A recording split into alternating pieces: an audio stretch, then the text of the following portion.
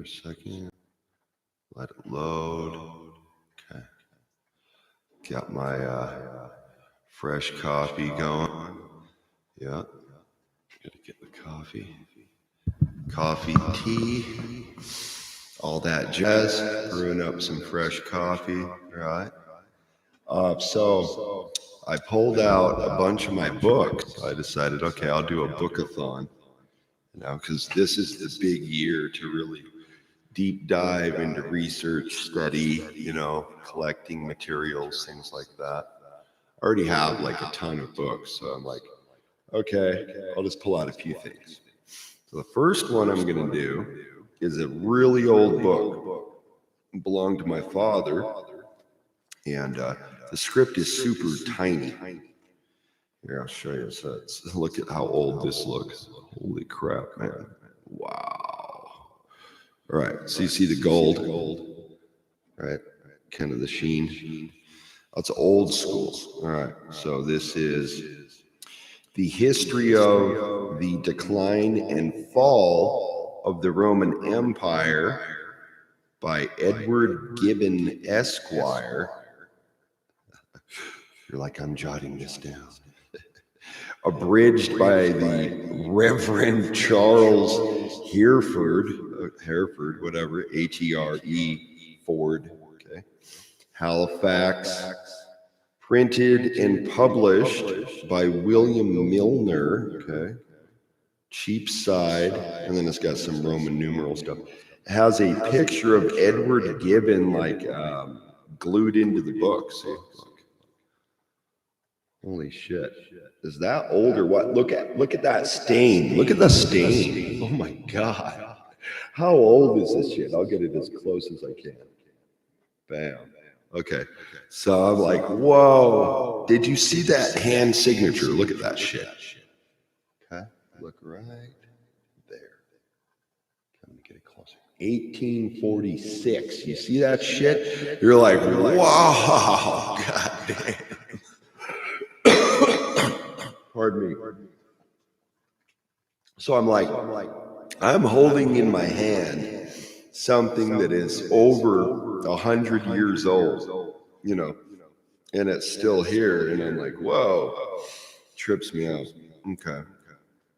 So again, the history of the decline and fall of the Roman Empire. So this is like some deep shit. You have to go back to get real literary content. I've always been fascinated with like the rare books section. You go to like, Sam Weller's downtown Salt Lake. I would go in there and look at the old books. And I watched this one bookstore go from a used bookstore all the way to this really nice restaurant. Okay, so we had a cult bookstore here called Golden Braid Books, all right? And like I said, it was like kind of a coffee shop / used bookstore. And then over time, they built it up into, a much bigger business. But what I found was, in my personal opinion, of course, I still like that store. It's nice, but there was a decline in certain types of, say, occult books. You'd see certain ones that would be heavier, say, than others. Of course, obviously, you go in there and it's going to be a heavy Wicca, whatever it is. And then I would look for books on different things, druidry, this or that, So you have all this like new school stuff. So is it just somebody else's kind of redress? You know what I'm saying? Whoa, it's almost like a fabric. Like this, I'm like a physical person, I like to touch things. I'm tactile. It's hard to relate to other people that aren't like me, but whatever. Okay, so look at how small this script is. Holy shit. Tiny, huh? Okay, how close can I get it? Oh my God, here we go. Bam. Holy shit. So now you can read it. Okay. I'm such a nerd, but I embrace it. Yes, I love it. This is what you do for fun? Yes, it is. It's not just for fun, but that's like, this says advertisement or something. Okay, so, oh my God, now this is even smaller. Holy shit. Let me read this last little excerpt. Let's see. That portion of work which embraces religious discussion has been wholly omitted, as well as that which relates to the history of modern Rome from the 12th to the 15th century. And then they have like a date, October 1838. Okay, so anyway, let's see. Chapter 1. Oh, goddamn, this is small. All right, chapter 1. The extent and military force, union, and internal prosperity of the Roman Empire. So that is chapter 1. All right. Do you want me to read the chapters? Yes? Okay. Chapter 2. Let's see. Of the constitution of the Roman Empire in the age of the, Antonines. All right, Antonines, however you say that. Chapter 3, the cruelty, follies, and murder of Commodus, election of Pertinax, his attempts to reform the state, his assassination by the Praetorian Guards, public sale of the empire to Didius Julianus Claudius Albinus, oh, that's a mouthful, in Britain, Pescennius Niger, and that'd be like a country in Africa. Also, like, learned a long time ago that it actually got its name from a Roman general or something, Africanus, and it was a title. So you're like, what was the original name? Question. Ethiopia, like a Joe Atwell reference on that one. Just saying. See, that was their tribal practice versus a religion override. See what I'm saying? So I could say, okay, that's your tribal practice, but maybe each tribe had their own spiritual practice, their own, version of heaven or whatever it is, Niger and Syria, and let's see, Septimus, so September, Sept, right? Severus in Pannonia, okay, declare against the murderers of Pertinax, civil wars and victories of Severus over his 3 rivals. Okay, next chapter. I'm not good with all this Roman shit. I guess I'll get better at it over time, but I'm just like, okay. Chapter 4, the death of Severus, tyranny of Caracalla. Anyway, the point I'm making here is that, say, something like this is old, right? And big money people are old world. They are. And they have access to rare books and, things like that. And, so I have this here. Okay. See, sometimes things will pop up. The prince compelled to submit to the ascendant of his mother, who exacted an oath of fidelity to herself alone. Whoa. Now, isn't that interesting that I flipped to that because of the, whole sovereignty goddess thing? I could kind of relate that. Like, why did I turn to that? So, and then the next thing I turned to that I was shown was this. This is an old school book. This is Excalibur. Okay. Right. All right. And that was the last movie I watched with my dad before he passed away. Amazing. I just remember that, like Merlin and the Mist, and this is the old school 80s, version. And whoa, heavily pagan for sure. Now, let's just see. This is what I turned to. I was thinking about this. Rodri and Lynette stood at the edge of the weaving circle of priestesses, with the cold, wild chant in their ears. and the frozen air about them like ice. No warmth came to them from the coals, but the light sprang up, gray rose, and hovered like fixed lightning. And through it, the goddess's eyes stared into theirs.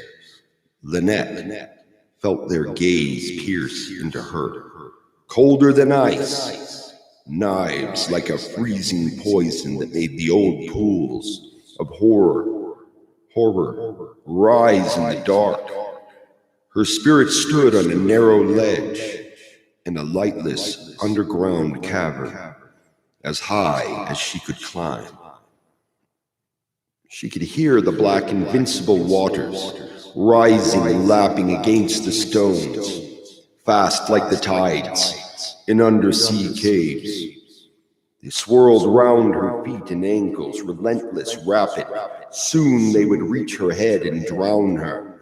But Rodri did not feel the tightening of her hand. His gaze was fixed in intense recognition on the goddess's face.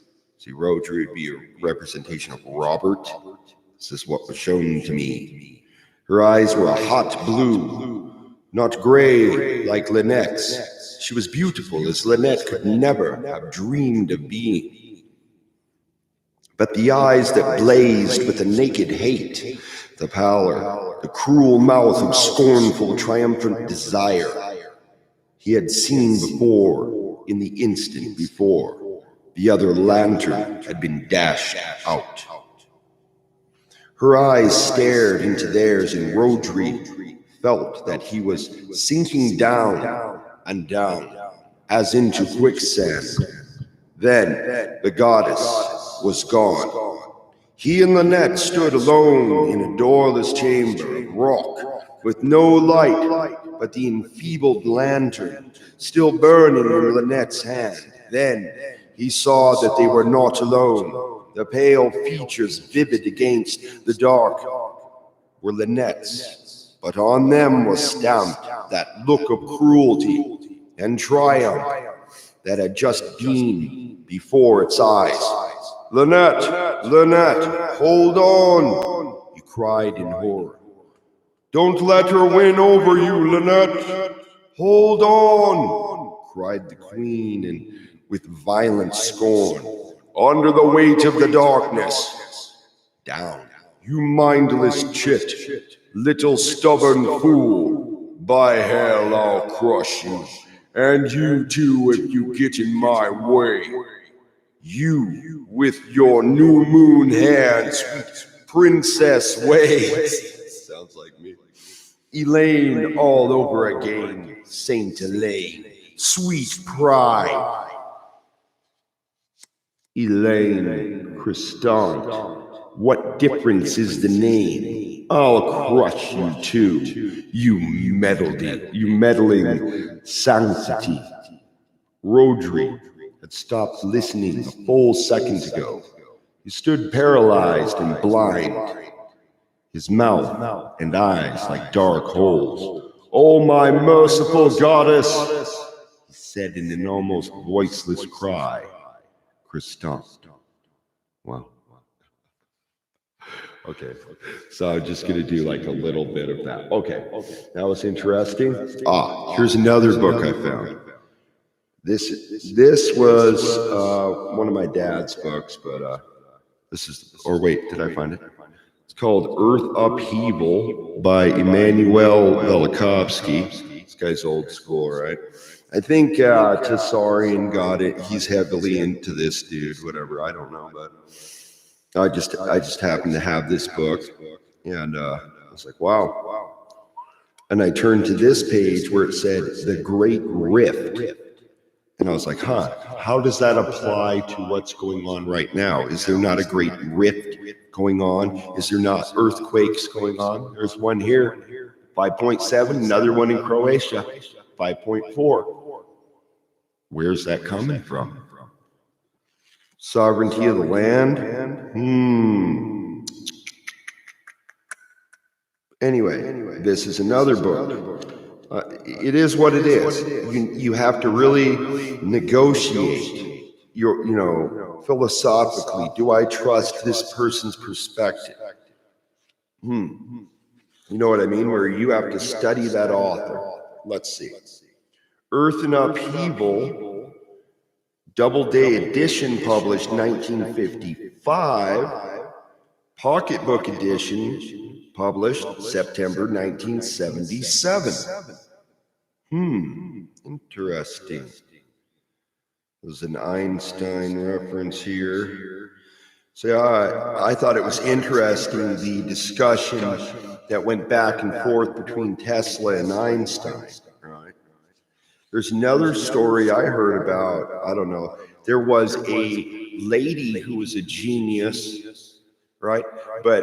And then there was something saying, that Einstein had multiple women over time, whatever. But he would wear the same suit every single day or some shit. I don't know. But Tesla was known for being meticulous about the way he dressed, and kept himself and all of that. So he'd wear those gloves for that reason. Okay.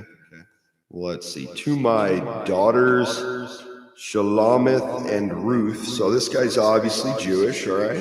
He's a Jewish author. And but this guy's like heavy intellectual, like wow. So I just question as to right now, Earth in Upheaval, what's going on, right? Could you potentially, using vibration, such as Tesla did with tech, trigger an earthquake? You bet you could. Yeah. So it would become down to a science where they would have the mathematical equation to know, okay, we can trigger it this amount. But what if they trigger it too much and it fractures and then creates a huge goddamn, whatever. So another shift happens slow. First I have the 5.7 Richter. Now I have the 3.0. What's the next one? Then I go, oh, Serbia. I keep saying that, 5.4. There's something significant about that earthquake.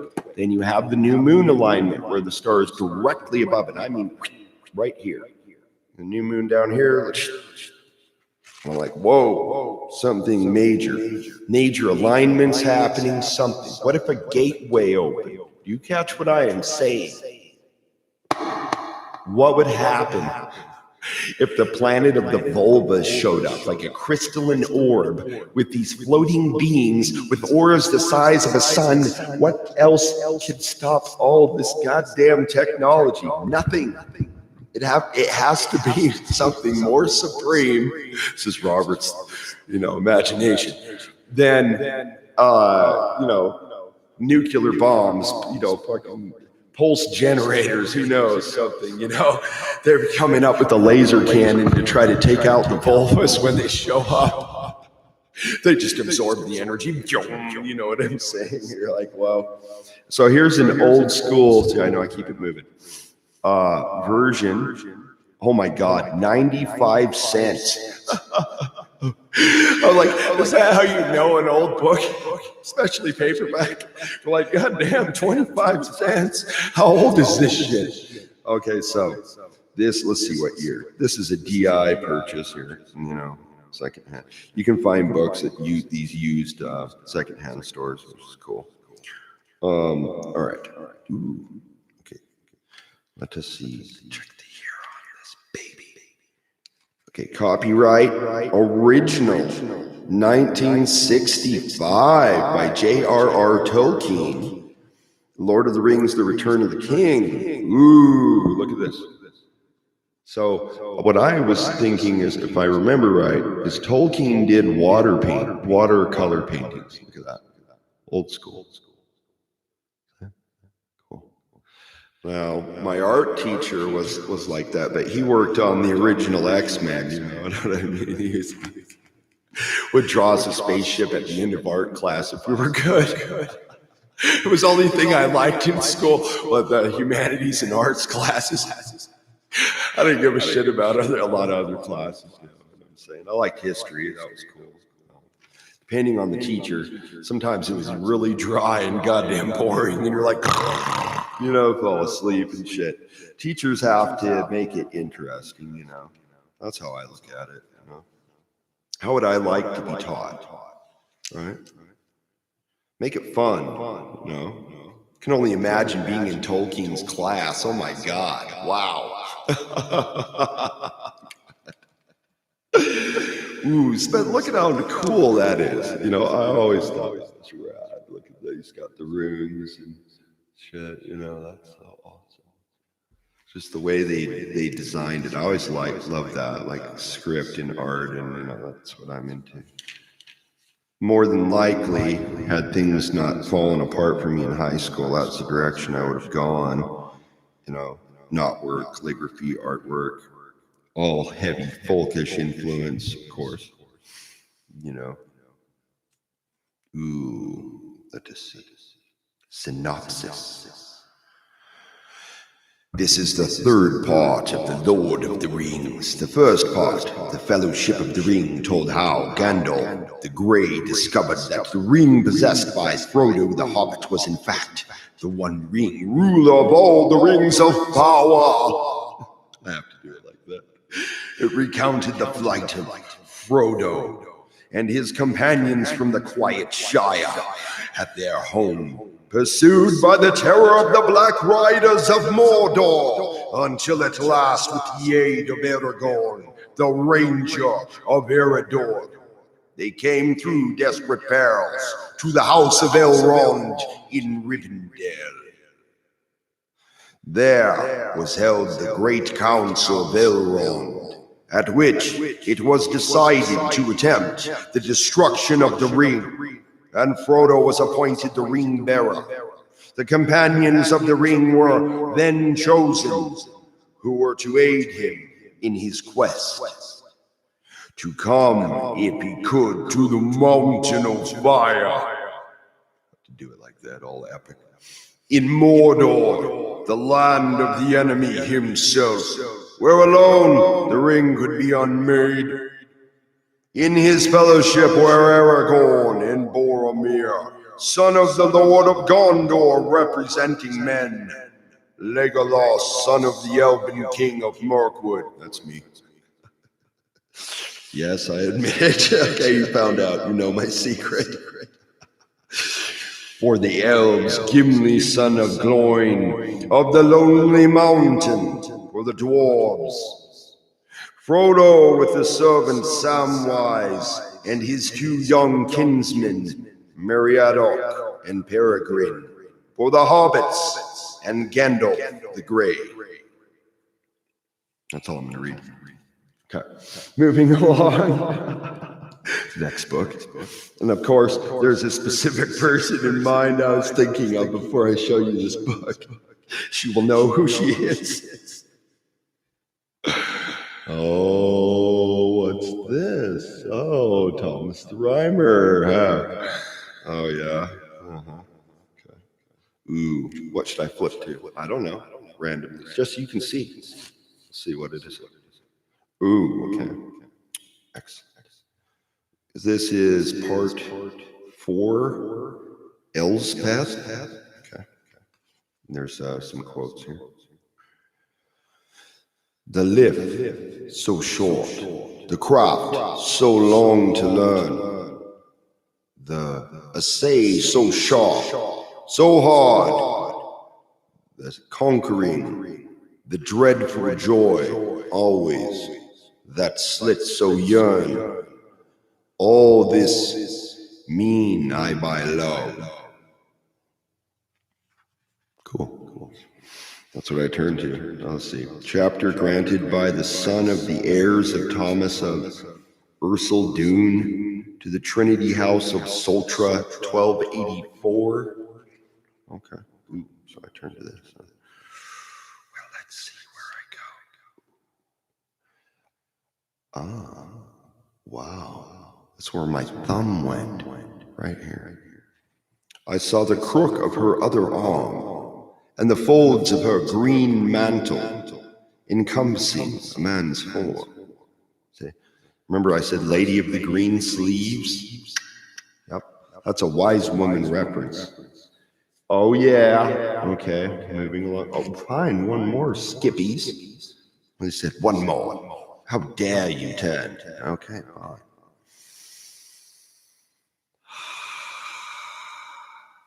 'Tis I, my love, sits by your side and will not let you sleep. See, this is the astral realm poking me, I just know it.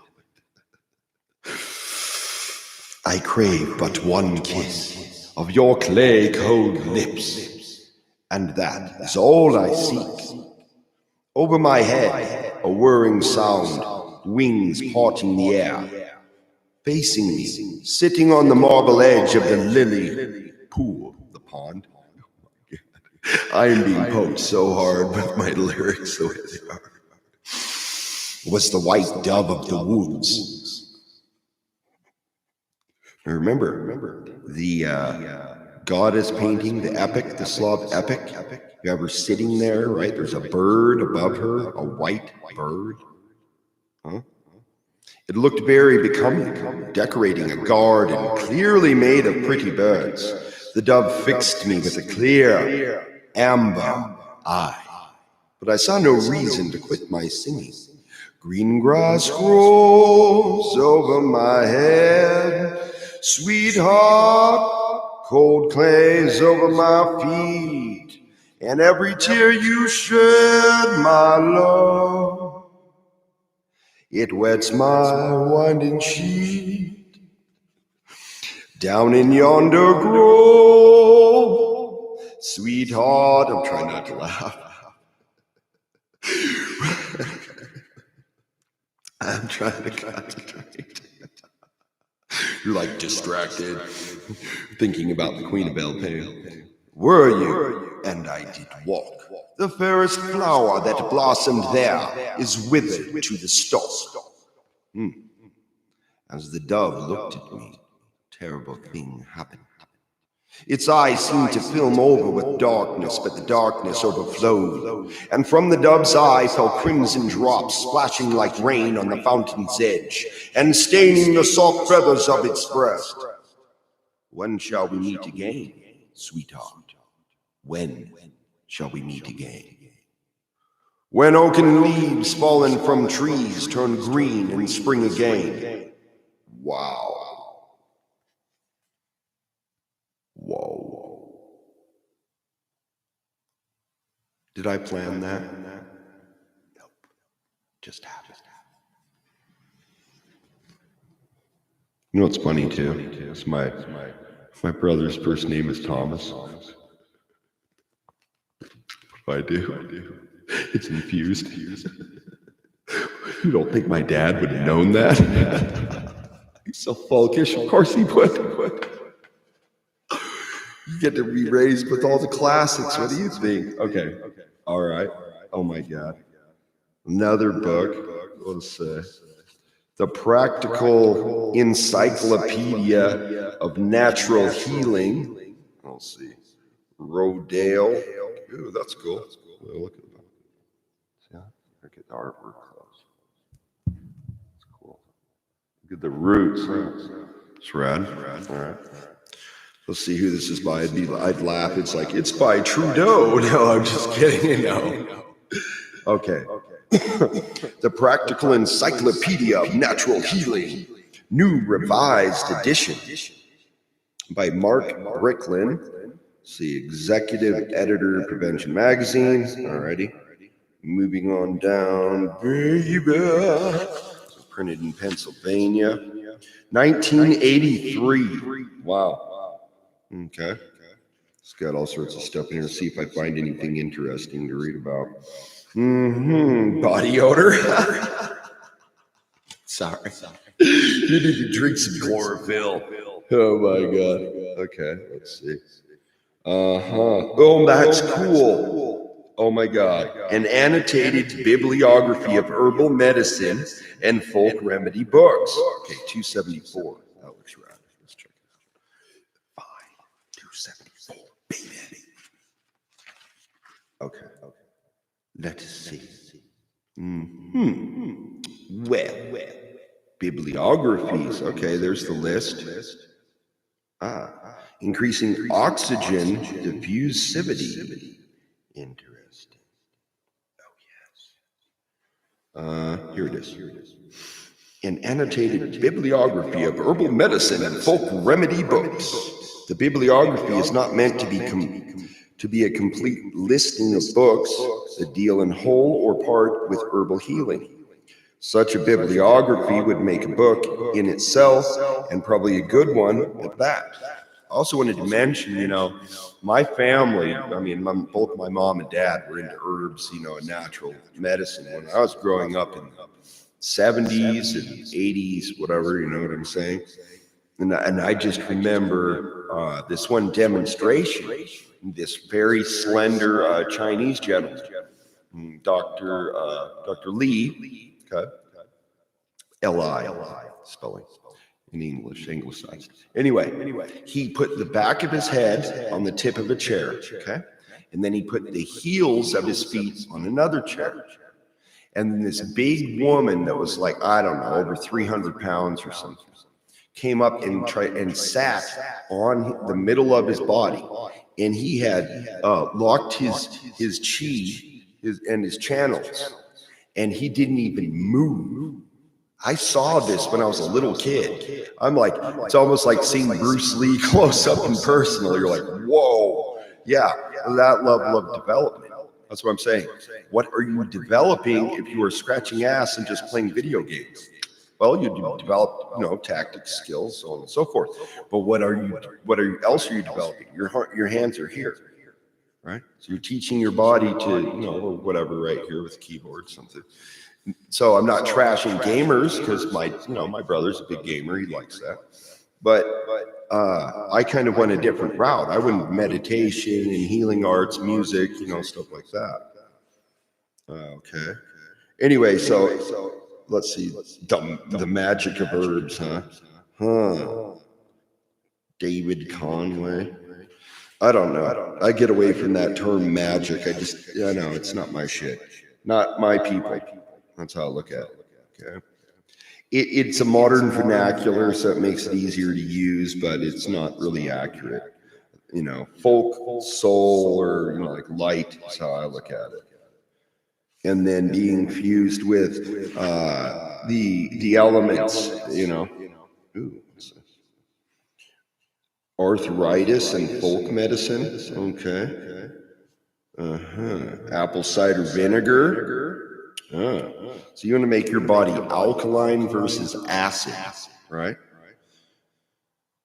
Like coffee would be an acid base, but sometimes that can clean you out. But if you're over acid, then your body is corrosive, right? So if you have an overactive immune system, then you have to find some way to regulate blood sugar. That's key and important, in my opinion. I am not a professional. I'm just stating my opinion. So American ginseng would be an example of a remedy that could be used by both men and women that is non-stimulative to test, it's not going to boost testosterone in you if you're a woman. Like I say, you don't want to stash, just whatever. You'd have to do it excessively, but let's say Chinese Panax ginseng is stimulative to testosterone production. Versus Korean ginseng that is boosts your adrenals, probably has an effect on testosterone as well. So you wouldn't want to take that for an extended period of time. I'm hungry. Give me a second. I know what I'll do.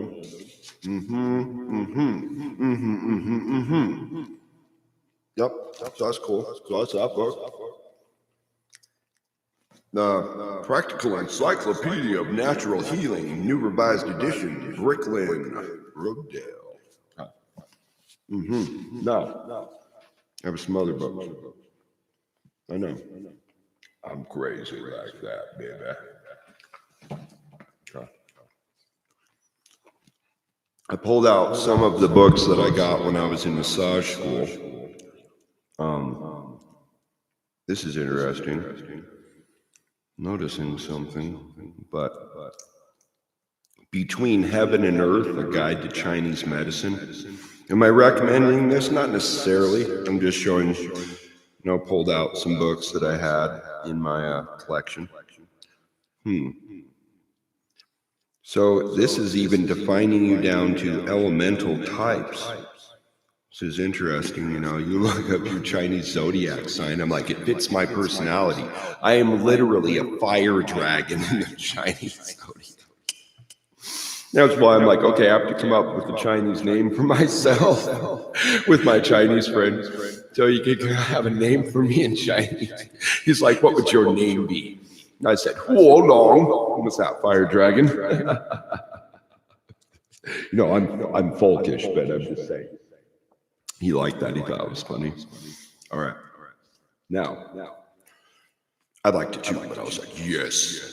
No wonder I relate to Bruce Lee. Now, a fire dragon is the most powerful of all of those because the fire element is the base element of the dragon. Aha. All right. The web that has no weaver. Ooh. The web of wood. Okay. Understanding Chinese medicine. Let's see by Ted J. Kapchuk, OMD. Okay. Another one of my books from massage school. I know, sell you a bunch of books when you go to school and stuff. Oh, they've got forewords by Andrew Whale. He's well known for, whatever kind of pop culture, whatever. The pinyin phonetic alphabet. Okay, whatever. Moving along. Now, notice I don't stay stagnant. Now, moving along, baby. Okay, Ayurvedic beauty care. Ooh.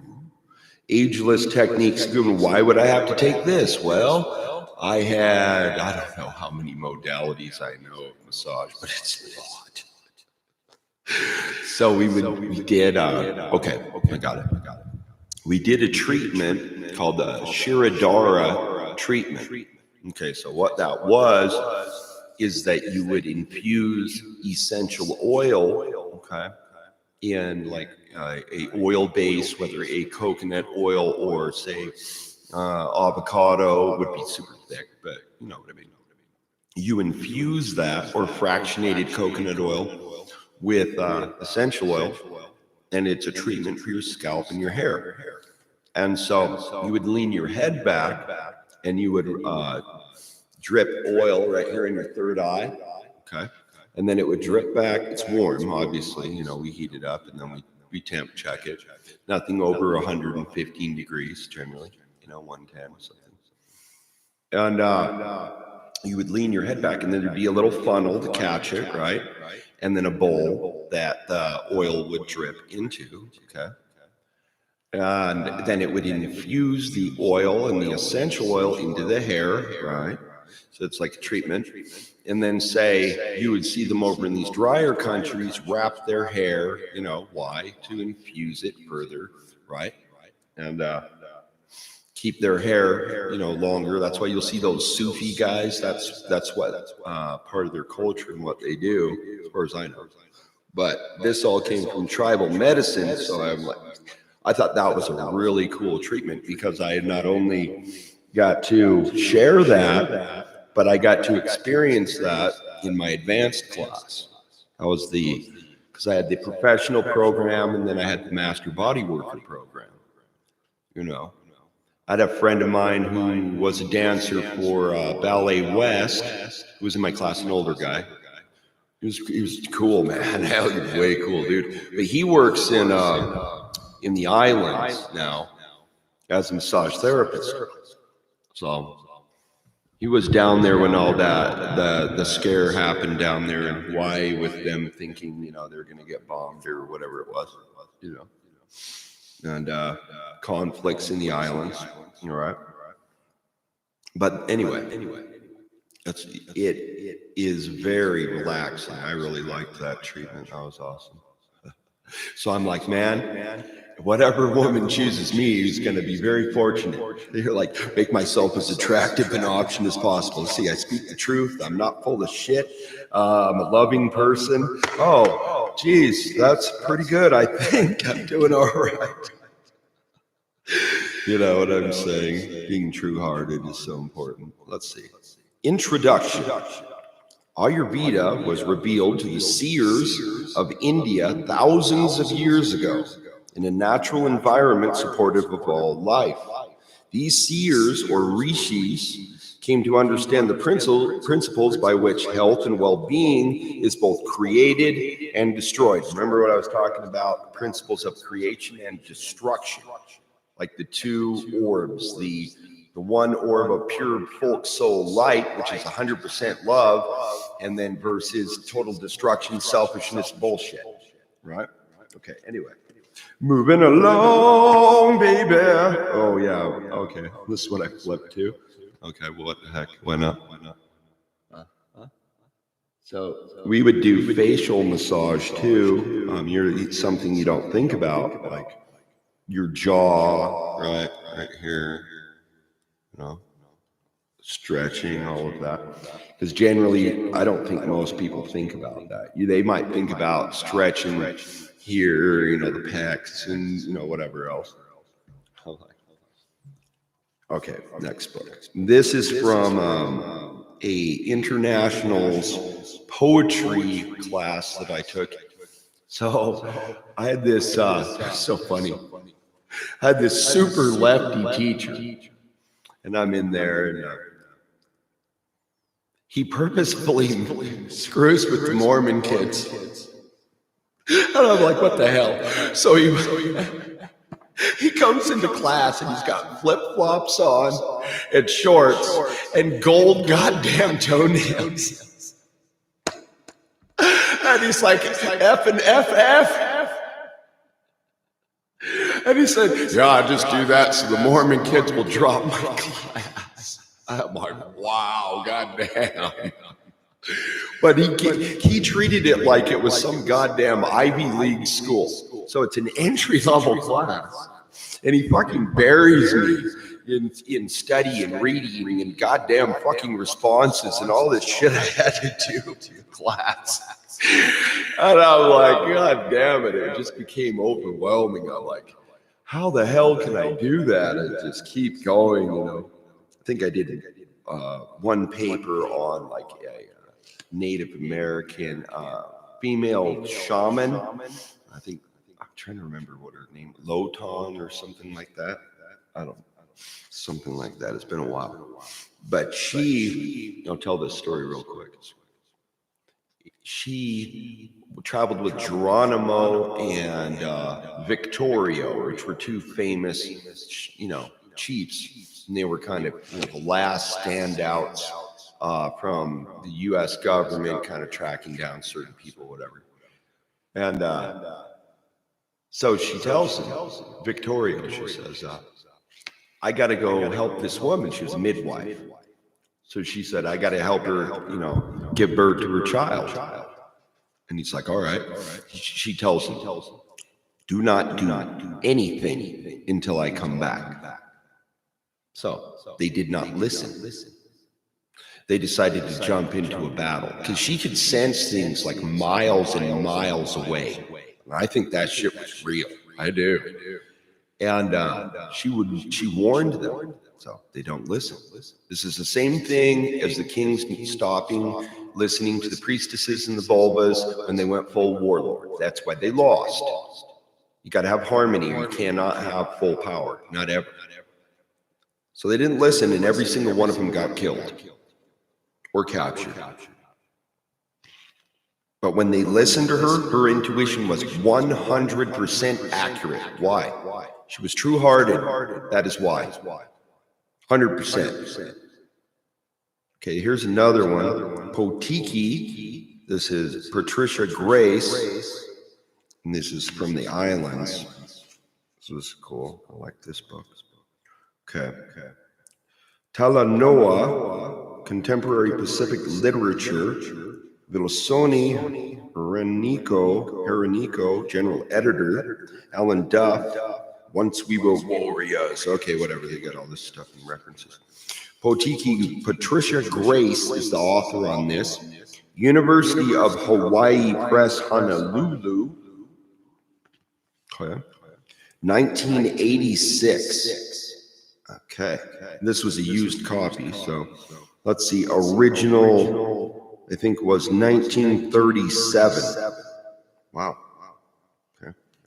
Now, to my father, in loving memory, love and thanks to Dick, Carey, and Robin. Oh my God. Look at this. This is what I'm guided to. It says Robin, right? I think I'm joking. I am not joking. I did not practice that. Oh my God, look at that. So I embrace Robin as a part of my name as Robert. That's why I put it in there. Someone was talking shit about the name Robert, and I'm like, oh yeah, it's Germanic, hardcore, baby, Teutonic. What's up? And then there. That's why I did that. I'm like, excuse me, trasholas. I see Robbie.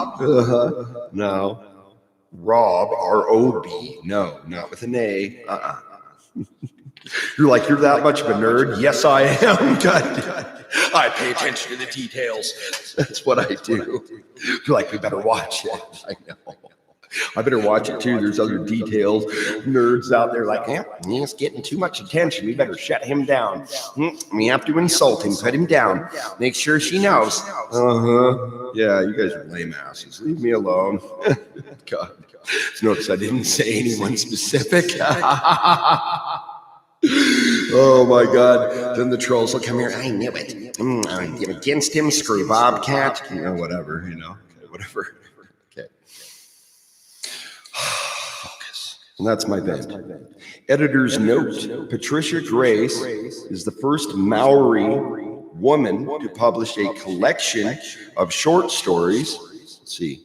Wairiki, 1975. Now, you remember the stories in New Zealand, specifically about there being tribes of, say, light-skinned people on the island.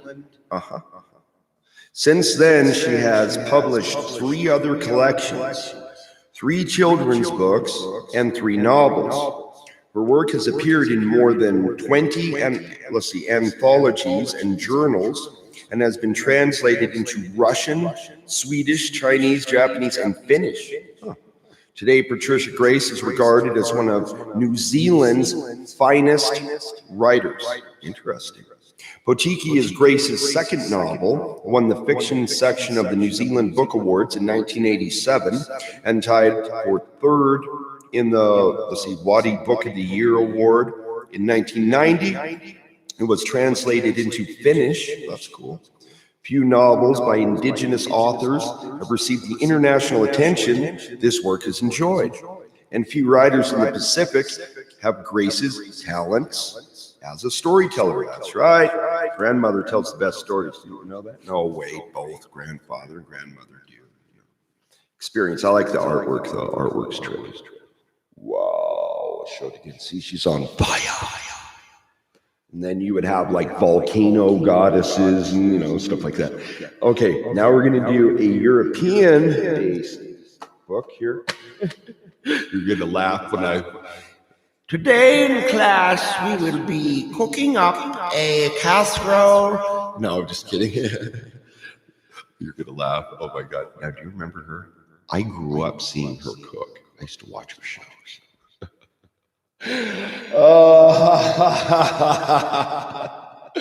See, look at the hearts. That's what I'm talking about. Now, isn't that much better? Is that not folkish? Come on. All right. That's cool. That's way cool. I loved her accent, the way she would talk. Today we will be. You know what I'm saying? All right. Ooh. Acclaim for Julia Child and Alex Prudhomme's My Life in France. Lively, infectious, her elegant but unfussy prose pulls the reader into her stories. Okay, give me a second. I have to let Kit in the house, and then I'll be right back shortly. All right.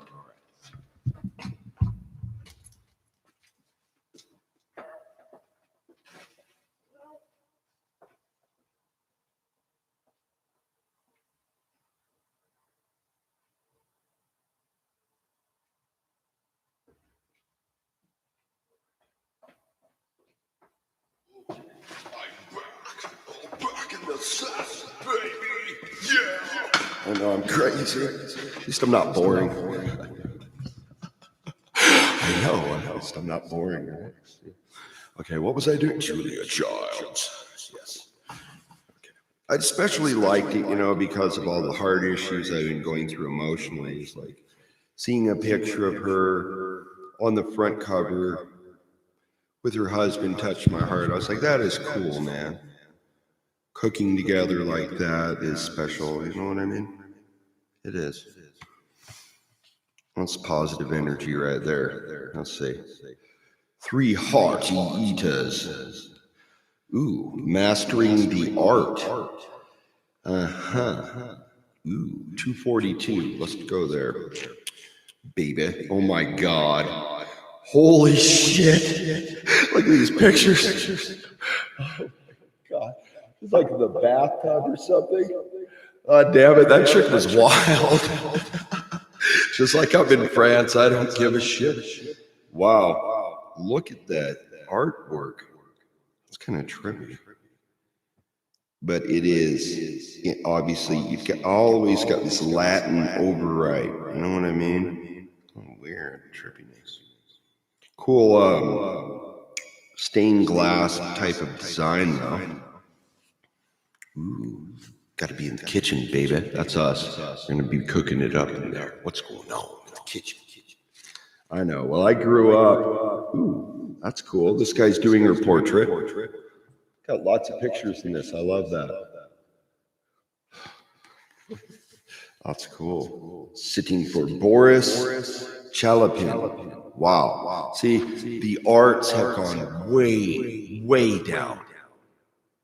Wow. I mean, people used to paint. That's something I'm going to start doing probably when it gets warmer, because I want to do oil painting, among other mediums, you know what I'm saying? All right. That's all I'm doing on that. I found these other books. I'm almost through my stack here. I've studied at all levels of the food industry. So that means that I have done vegan, vegetarian, and omnivore diets. And I have a unique experience in that I worked at a vegan restaurant, even though I wasn't vegan, you know what I'm saying?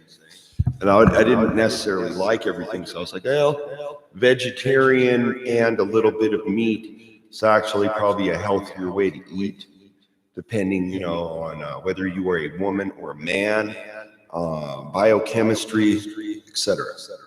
But remember that all plants are based on organic chemistry.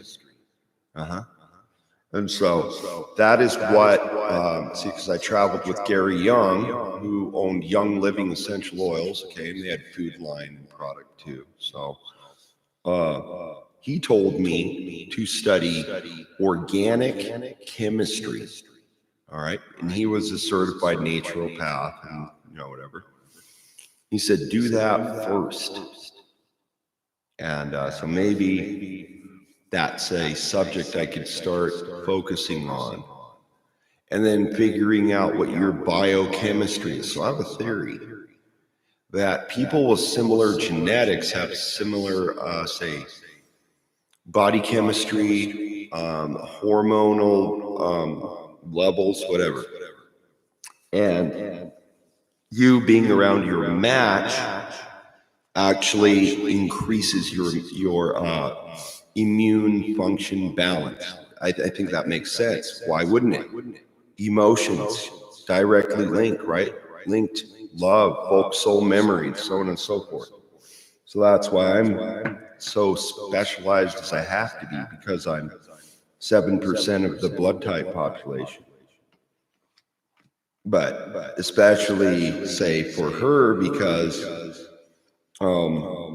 if she is rhesus negative, I am universally accepted by all other blood types. All right? So that means she can have a baby without a shot. Whether she is rhesus positive or rhesus negative, it would make no difference to me, except it would make a difference with, say, the biochemistry between the two of us. So this is something I'm thinking about moving forward because I'm getting old. You know what I mean? I'm like 44. And I'm like, okay. At this point, do I have time for a little 20-year-old sleep around games? No. Mm-mm. I don't give a shit anymore.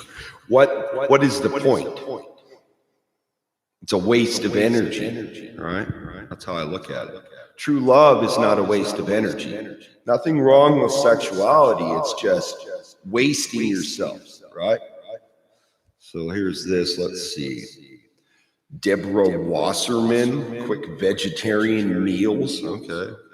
But, you know, you can get into some of these and they can kind of get on a stint of a certain position socially and whatever. But this looks like mostly recipes, curried chickpeas,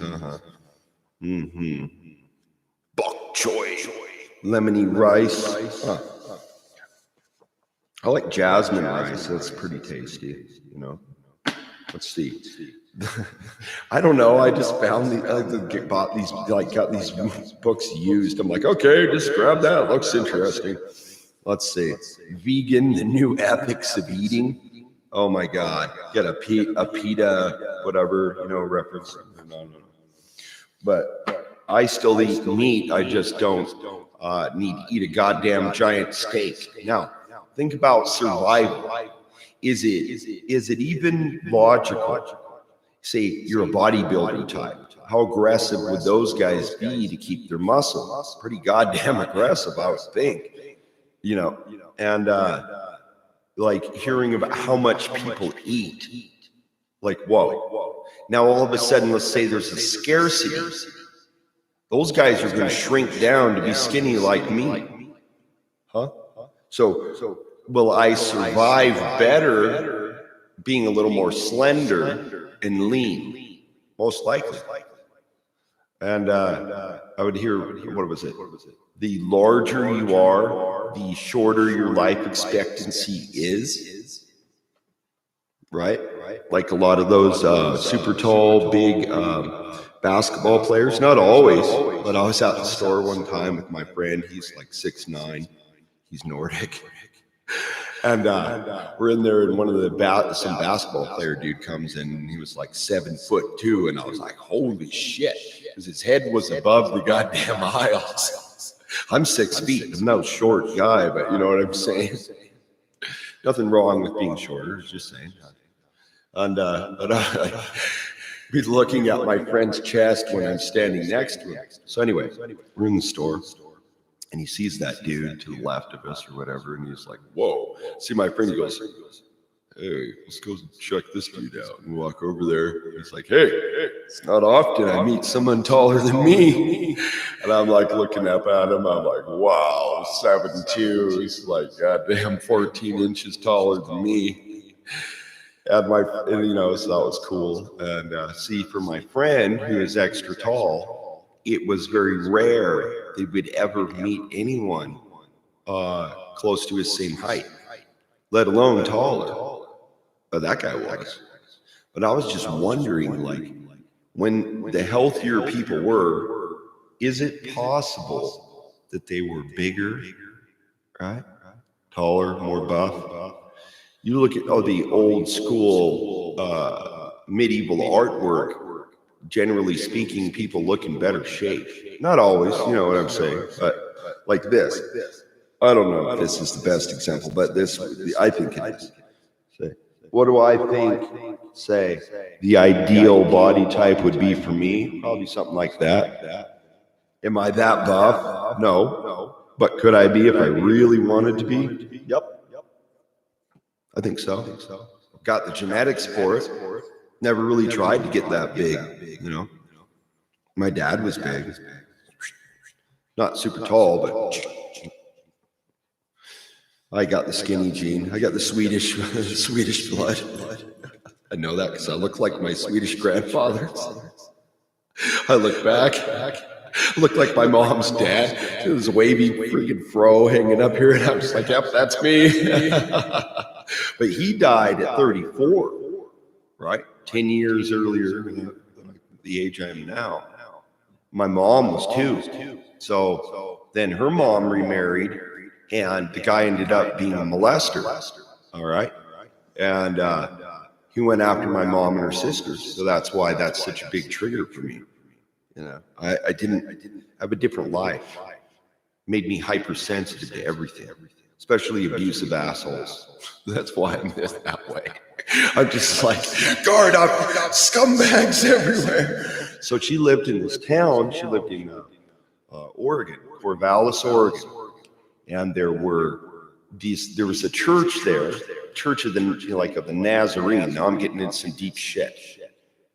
And they were targeting kids in that town. This is a story I heard this a long time ago, many years ago. I don't know, probably nothing currently going on there, but it was at the time.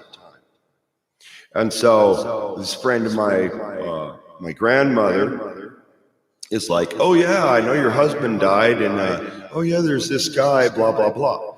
That lady set her up. She was part of the group. So they were into ritual abuse. Why is that a big deal to me? It's painful to realize that happened. And I am the son of someone who survived that. So what do you think my intensity level is at this point? Molten lava. 100% true-heartedness to me is necessary to even stand in the sight of our grandmother and grandfather. In the most honorable sense I could say that. With all my heart, that I love that.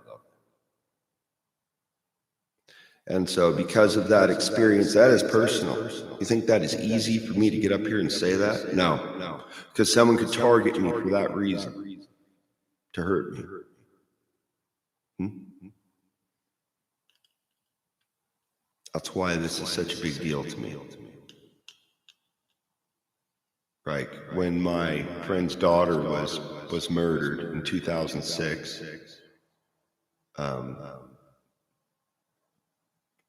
in Salt Lake, as part of the search crew and everything. Not to bum anyone out, it's just I am emphasizing the importance of guarding your heart's flame, because you could have people with the same mentality in the astral realm, and they don't give a goddamn about anyone.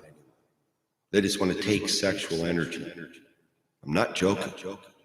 100% serious that I feel that is real and that people are doing that.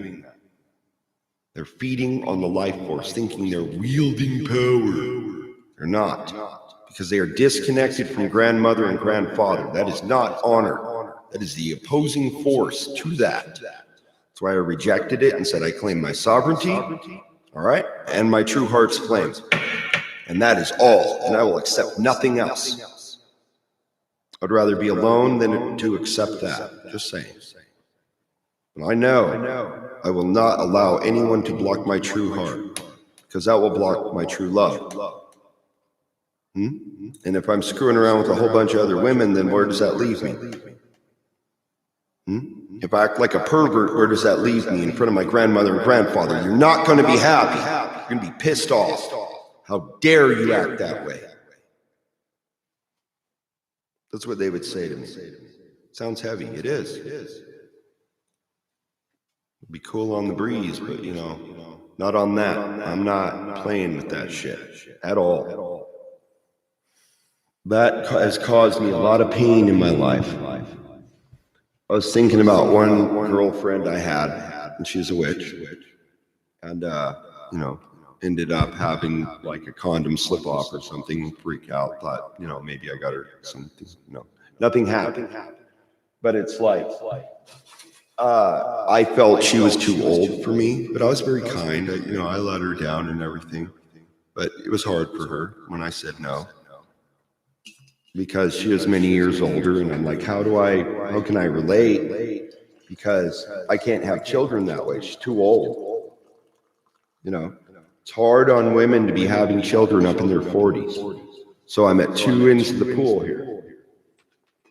Either I choose a younger woman, or I accept reality that I'm older and that the likelihood of a child is not high, but love can happen. See what I'm saying? What is the ultimate?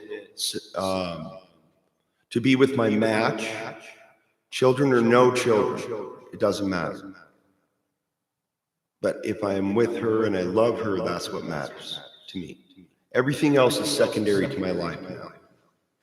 And it should be.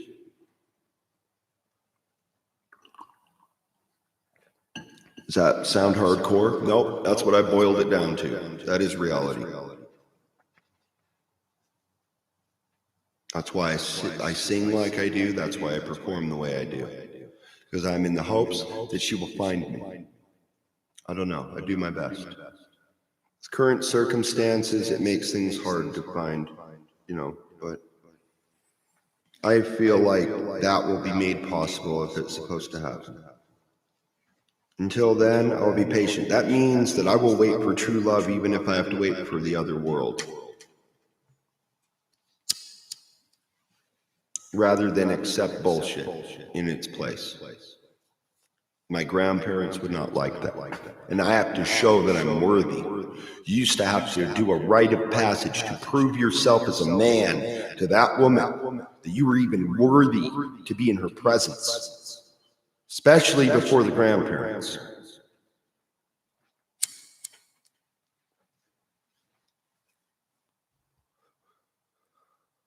In a video game society, porn at the click of a button, whatever. How easy is it to be distracted by wanting sex and forgetting true love? Ooh. What would be the height of experience? True love and sexual energy, not separately. True love is first. Without that, where are you at? You're lost.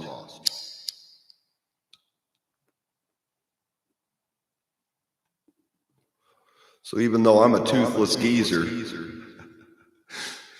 I have to joke around. I don't care. Whatever. And you feel discounted. You're like, well, I'm old and I don't have a lot of money, so I guess I'm just, whatever. But I can't let that stop me and shut me down, because it will. I'm like, how can I find a way to adapt to the difficulties of my life being born out of trauma as I was?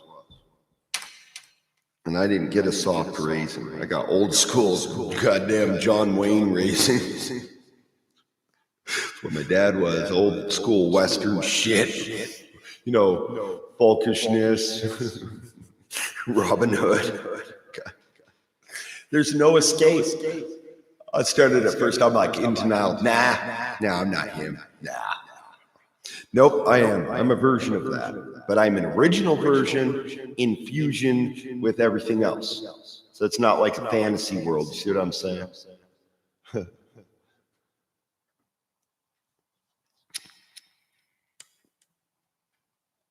Would I pass on dying?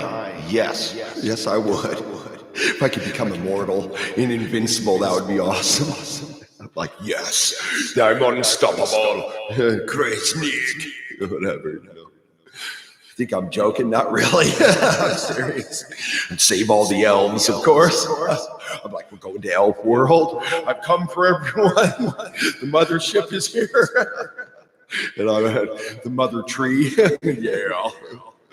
We're going to grandfather's tree flaming well. Come on, baby. And what's the number one rule? No bitch asses. I have to say it that way. What do you mean by that? If it ain't true love, then you are being unkind, and that is not allowed in elf world. You will be regulated by elf world. Ooh, you can instantaneously be wherever you need to be in the tree too. Be summoned. My grandfather and grandmother. Wow. Be so cool. That's my ultimate dream. Really? Yes. Yes, it is. You mean to live in Rivendell? Yeah, pretty much. Either that or in the Shire or something in a hobbit hole. I don't know. You like it's round. I don't want to live in a box. Everything's a box. You go to work, it's a box. You get your car, it's a box. You go home, it's a box. God damn it. Can we escape the box? Yes. The circle round of true love's flame. That is freedom.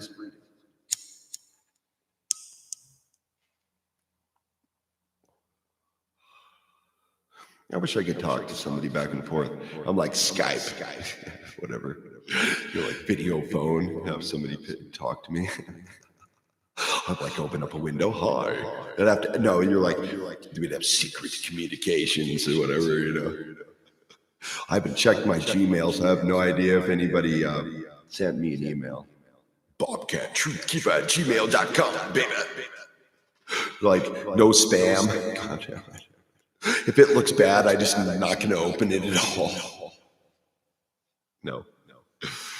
Well, you were worried about trolls? Yes. I first started, and it's like every video, like the 3 people, the same ones I saw on another channel, you know, troll, dupe, whatever. So I'm like, you know what? I'm just not going to have any ratings on my shit. I'm tired of that. It just makes me feel shitty. I'm like, oh, God damn it. No, I don't want trolls watching my shit. Leave me alone. Right?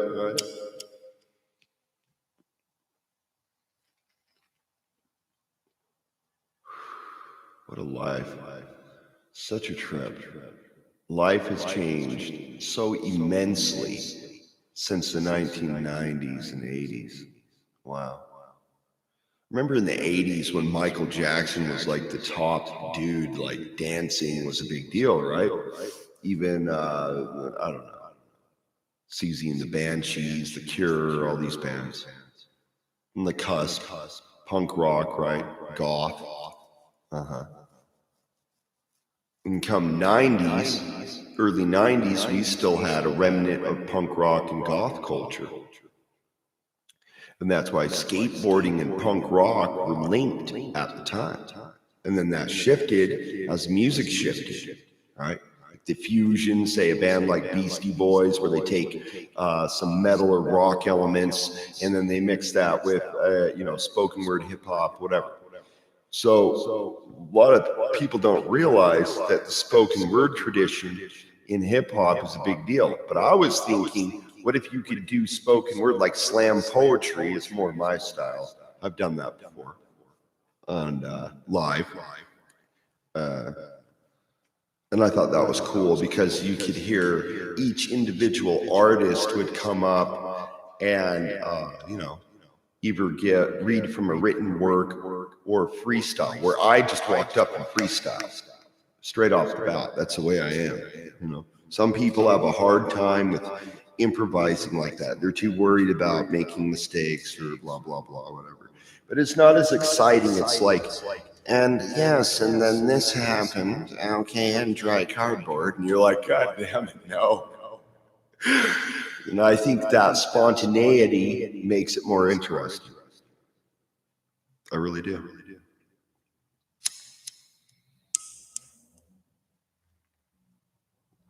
So moving forward, unnecessary conflict, I feel, should be avoided. If you don't have the power level to challenge that, or the uber level, whatever, why concern yourself with it? Do you understand? Description, knowing what's going on, yeah. But what can I change? Well, can focus on maintaining my core virtues. That is key. Especially if things, say, all of a sudden get a lot more difficult, which they potentially could. And remember my dad talking about what it would be like, say, in a breakdown, like I pulled out that book, Earth Upheaval, right? What direction are things going? Well, maybe that's something they're deciding, but I know there were some like major gatherings, and here's the crazy part. There is all sports is canceled. Holy shit. Now remember that big thing with NFL and Trump and whatever? It's kind of interesting that it accelerated to this point where maybe there was a rebellion, I don't know, but they shut it down. All of it's shut down. God damn, worldwide. This is a show of power. You think about it. All those border closings, holy shit. I mean, internationally, not just, one country. You're like, wow. You know what's funny? Is I live or Utah was part of Mexico at one point. So like this, my girlfriend gave me my the witch girlfriend I had. I saved it because she's, to remember her, and I wear it, whatever. She's like, well, I got this from my old boyfriend, but he didn't want it. Would you like it? And I said, oh, okay. And I kept it to remember her. So I wear it, sometimes. It keeps me warm, whatever. But I'm like, oh, yes, I'm in old Mexico. It feels like that. I remember, like, you would see those old movies, and you'd see someone sitting on the side of the road playing a guitar or something with a big old sombrero, underneath the shade of a covering of a building or something. And you'd, like, see him nod and, like, whatever.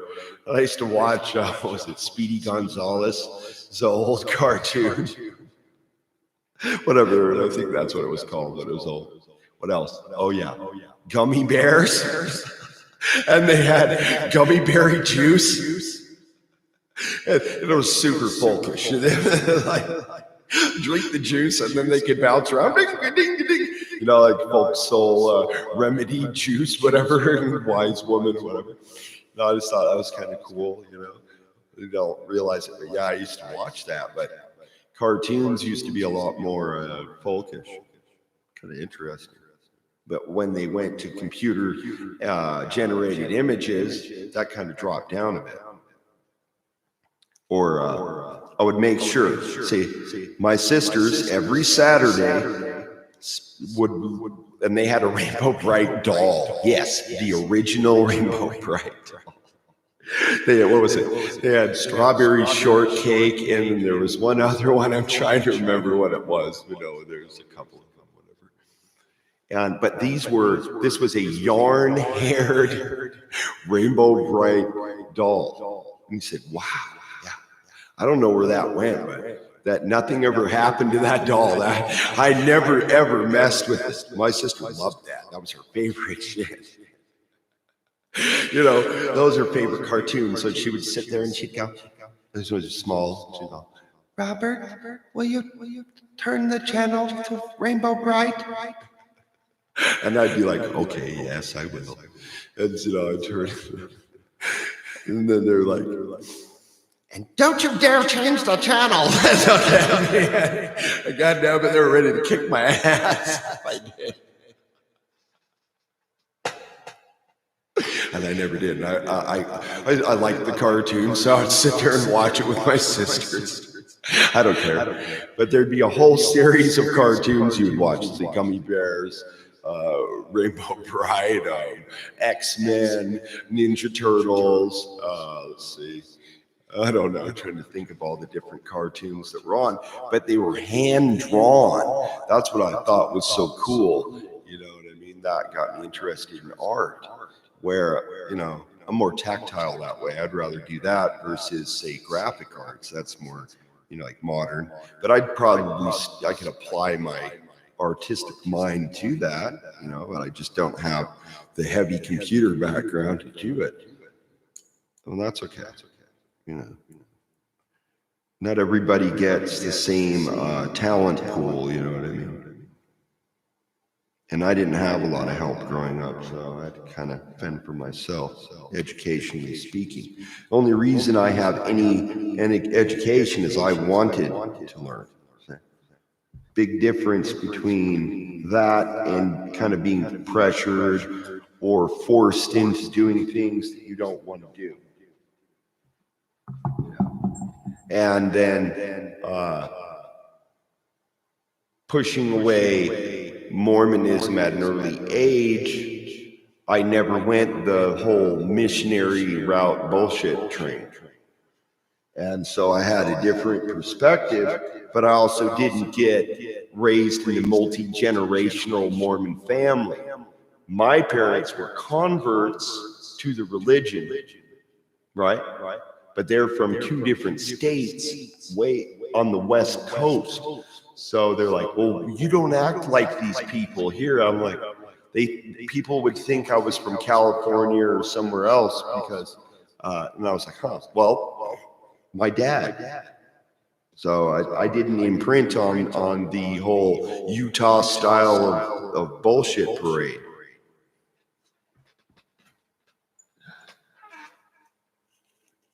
So it's like, I don't care. But what do you do when all functional aspects of society are shut down? What are you going to rely on when everywhere is chaos? So now these Mormons are having to learn to kind of fend for themselves like the pagans have to. And they're like freaking out. I can only imagine. They're like, and yes, the trumpet has fallen off Moroni. Lord, this is the end of the days. You know what I'm saying? I hope you're laughing wherever you are. God damn it. I know. I was like, you're like, it's over. We found out about Bobcat. He doesn't like the LDS Church. No, I don't. But I accept that my dad acknowledged me, as a rite of passage, to where I've seen other people where their parents, you're not acknowledged, like that autistic friend of mine. And I'm like, wow, what is the psychological impact on you not being acknowledged as, then what? That means you don't have a portion, no inheritance.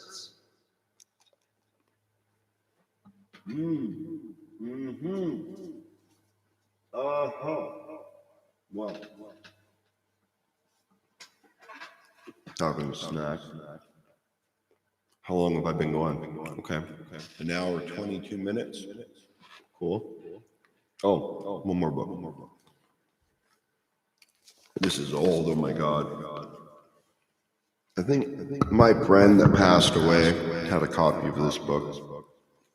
It's called The Self-Sufficient Gardener by John Seymour. Okay. Using the new deep bed method to grow more food in less space. Say, here we go. What do we need to be doing this year?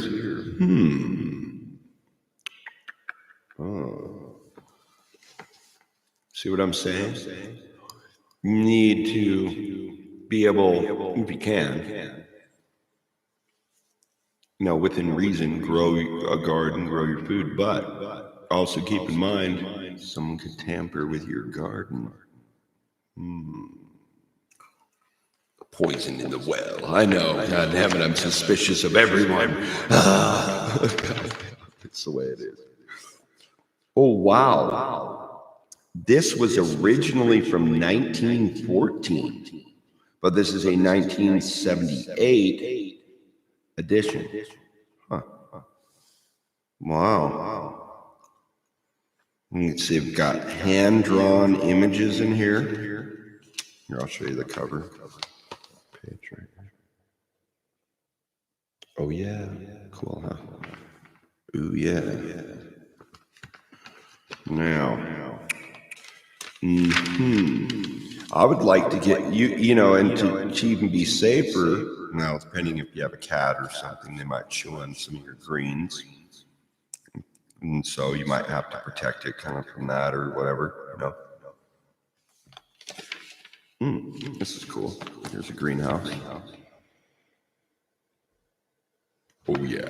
Ooh, you gotta move slower. Get excited, move too fast. That looks trippy when you pull it away.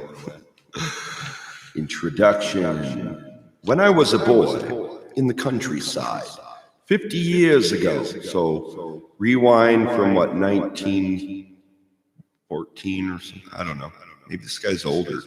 I had a neighbor that was an old farmer. He'd had the overalls and that shit. He had an irrigation ditch. We caught a giant catfish in there, or rather I did. My brother helped me get it. So we've got this big garden in the backyard, and we decide that we're going to stick the catfish in this this little bucket or whatever. And we kept walking back. I don't know. We were pretty young at the time. I don't know. I was like 6 or 7.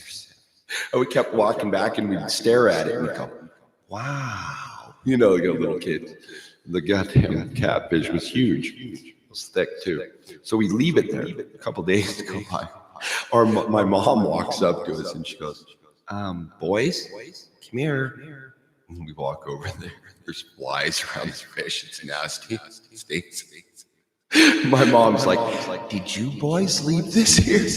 And we're like, yes. You know, little kids laugh. And she's like, it doesn't smell very good. It's yucky, huh? I go, yeah. She goes, please don't do that anymore. Okay, well, we won't. We look down. Felt bad. Whatever. So funny. Oh my God. Ooh, this is cool. Full colored. Ooh, different veggies, babies. Look at that. Wow. Pretty good for 1978, baby. Yeah. Ooh, this is cool. The root system. There's a mushroom in this. The ecology of the soil. Look at that, baby. Look at that mushroom.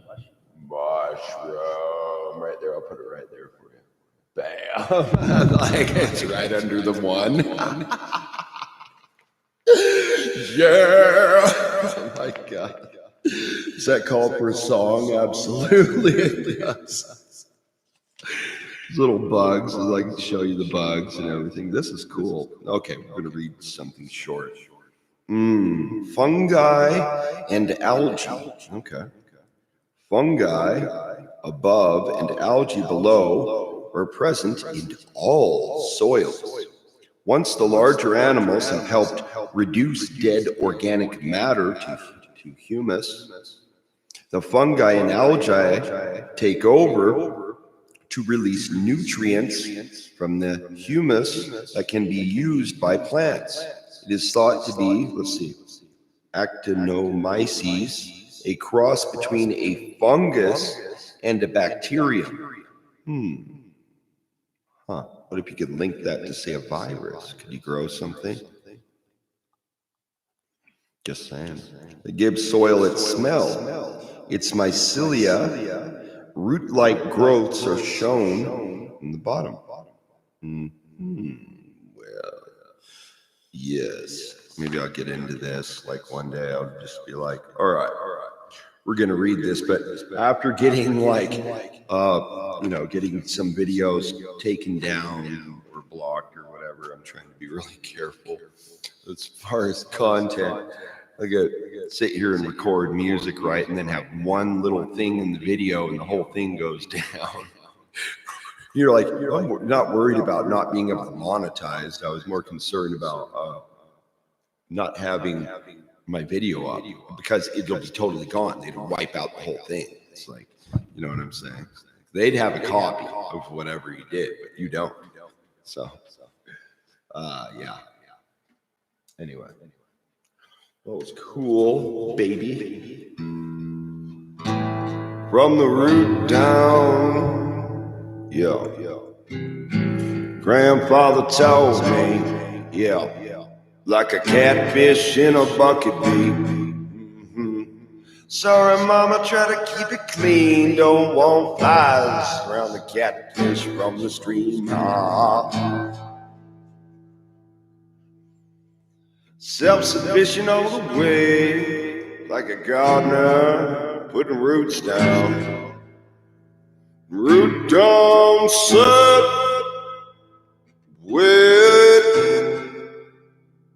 wait for love, says. Seed the root down, oh. Yo, get on up. just like that. That sounds cool. I'm like, you're like transitioning. You're like, how are you doing today? Yup, well, let me tell you. You know what I'm saying? Wild West on the scene. Straight up high noon. Well, what you want now? Well, tree flaming well. Saloon in my heart and soul, I said, true love forevermore, nothing at all. Oh, true love's forevermore, so that's all I ever wanted anyway. Oh,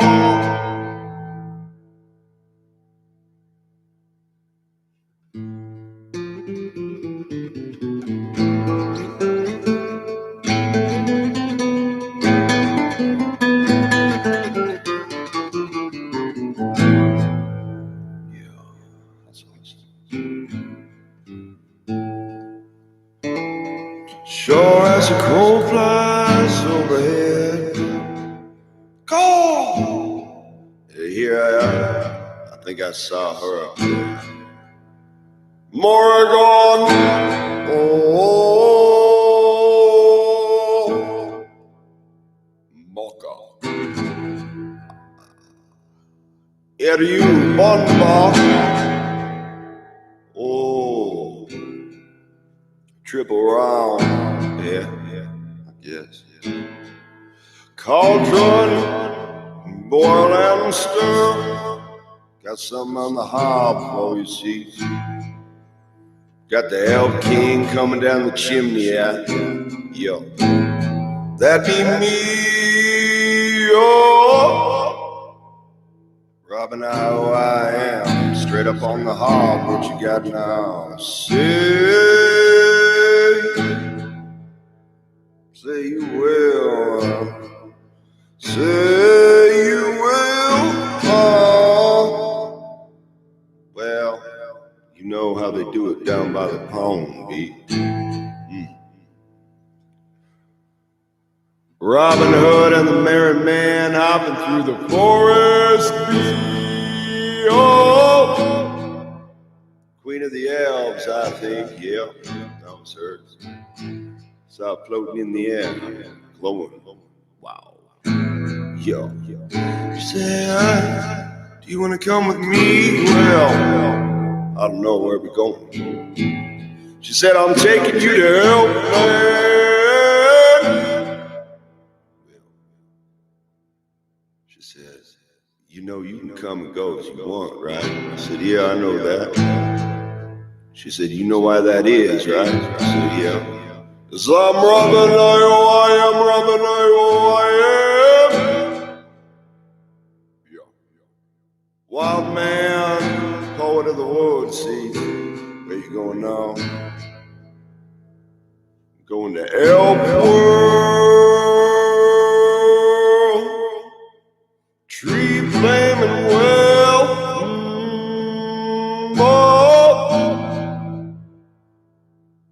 Everything ever was, ever will be.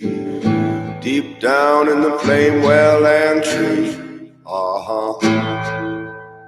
Only eat 'cause I want to. When I live forevermore, that's the way it is, hey. Whoa. It's all energy. Oh.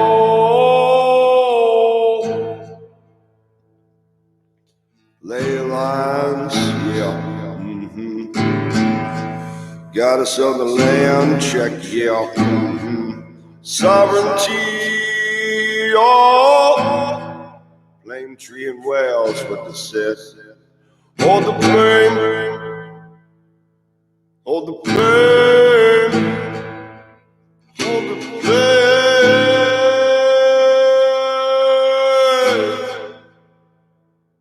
Way down.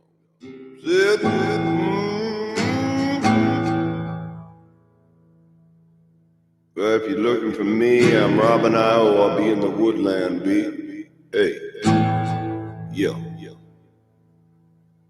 What they said deep down and low. Which way we going in the woodland? Which way we going to see? I know it's a long way down to the wisdom well. I'll meet you on the shoreline.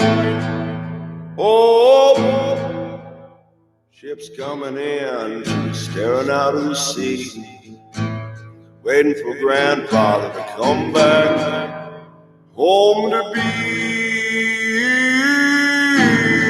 Oh, yo, meet you on the way, baby. Yo.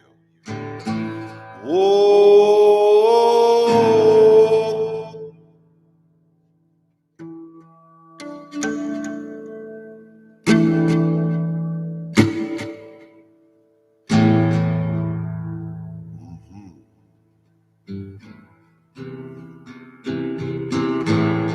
yeah. Be a hard road, be worth it as I'm sitting on the side of the road. Blind but no, he can see with his eyes closed.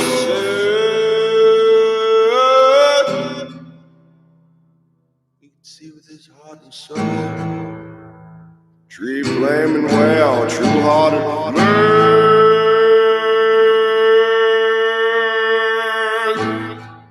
Oh,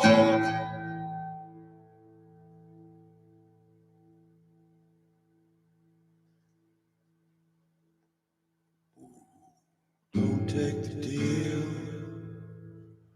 Golden toad popped out 2 coins by the pond. Said, you can have the 2 coins, you can have some wisdom. Rob and I always say, keep the coins.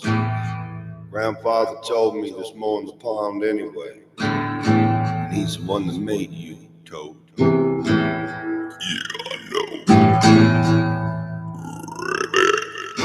Yeah. You took the deal with the toad and came on back, took every coin back, cause they didn't come back. Yeah. Whoa.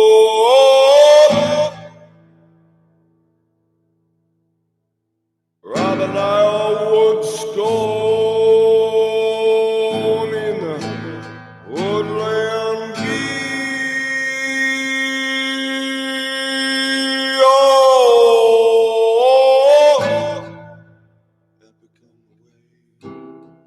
epic on the way, epic on the way. Oh,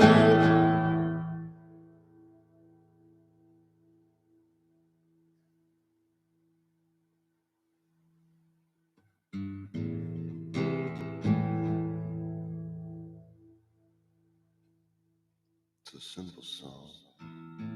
3 strings and a can, huh? Yeah. Play with my eyes closed. Can see with my heart and soul. It'd be straight through the eye of my heart like a hot spray.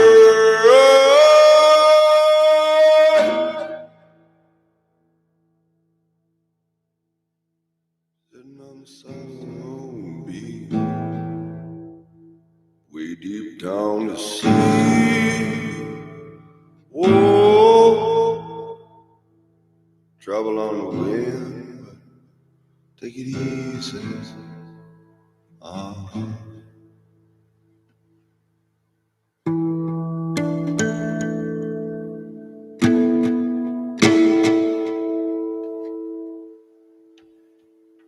right, I shall return.